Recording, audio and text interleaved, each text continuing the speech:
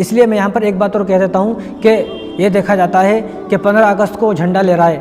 بہت اچھی بات ہے، جھنڈا لہرائے، لہرانا بھی چاہیے، ہمارا دیش کا جھنڈا ہے، ہر گھر پر جھنڈا لہرانا چاہیے، ہر اسکول، ہر مسجد، ہر کالج اور ہر جگہ، گلی گلی، راستے راستے پر، ہر گاؤں، ہر دیہات، ہر جگہ جو ہے وہ جھنڈا لہرانا چاہیے، ضرور لہرانا چاہیے۔ لیکن مسئلہ یہ ہے کہ 15 اگست کو جس جھنڈے کو ہم نے لہرایا، جس جھنڈے کو ہم نے سلام کیا،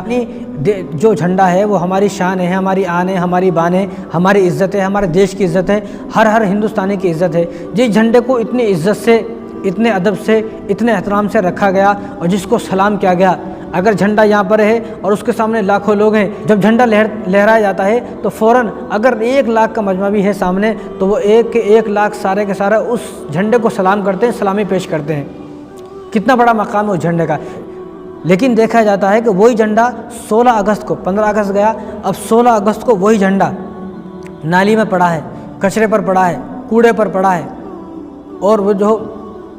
کتا جو ہے اس کو پھاڑ رہا ہے، کہیں بلیاں اس کو پھاڑ رہی ہیں، کہیں کوئی جانور اس کو پھاڑ رہا ہے، اور لوگ جو ہے وہ اپنے پیر سے جو ہے اس کو دباتے ہوئے، کچلتے ہوئے جا رہے ہیں۔ راستے میں پڑا ہوا ہے، روڈ پر بیچ میں پڑا ہوا ہے، کوئی بھی گاڑی والا آیا اور اس پر اپنی گاڑی تیزی سے لے کر چلا گیا۔ بتاؤ کیسی عجیب بات ہے۔ ہمارا جھنڈا، جس جھنڈے کو ہم نے اتنا ادب کیا، اتنا احترام کیا، جس جھنڈے کو ہم نے سلامی پیش کی، کیا وہ جھنڈا اس لائق ہے کہ اس جھنڈے کو ایسا پھینک دیا جائے؟ تو میری درخواست ہے ہندوستان کی تمام عوام سے کہ وہ ہندوستان کے تمام لوگ جب 15 اگست کو جھنڈا لہرا دیں تو 16 اگست کو اس جھنڈے کو پھینکیں نہ، اس جھنڈے کو ایسا کوڑی پر، کچرے پر نہ ڈالیں، بلکہ اس جھنڈے کو وہاں سے اتارنے کے بعد عزت سے، ادب سے رکھا جائے۔ ورنہ یہ میرا تو خود کا تجربہ ہے، میں نے کتنی مرتبہ جھنڈے کو جو ہے کوڑی پر، کچرے پر، وہ صبح صبح جو جھاڑو لگانے والی عورت ہے وہ جھاڑو لگاتی ہے اور وہ جھاڑو کے ساتھ ساتھ سارے جھنڈوں کو جتنے بھی روڈ پر پڑے ہوئے ہیں سب کو اٹھا کر جمع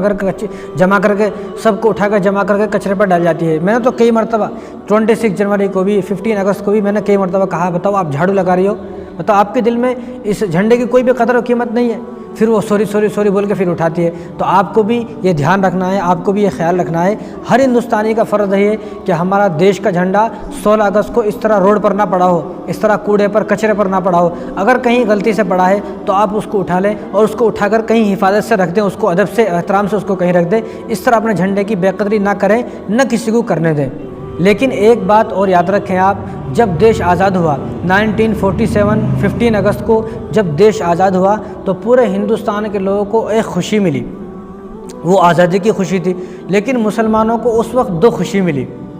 کہ کس طرح 2 خوشیاں ملی، کہ جو یہ اعلان ہوا، آزادی کا جو اعلان ہوا وہ 14 اگست اور 15 اگست کی رات کو اعلان ہوا، اور ماؤنٹ بیٹن ایک انگریز تھا ظالم، جس نے اعلان کیا کہ کل آپ کا دیش آزاد ہو جائے گا، کل ہم آپ کے دیش کو چھوڑ کر چلے جائیں گے، کل سے آپ کا دیش آزاد ہے۔ اس نے اعلان کیا رات کو، اور جس دن اس نے اعلان کیا 14 اگست کو، آج اعلان کیا، کل 15 اگست ہے، رات میں جب اعلان کیا تو آج 29 روزے مکمل ہو چکے تھے،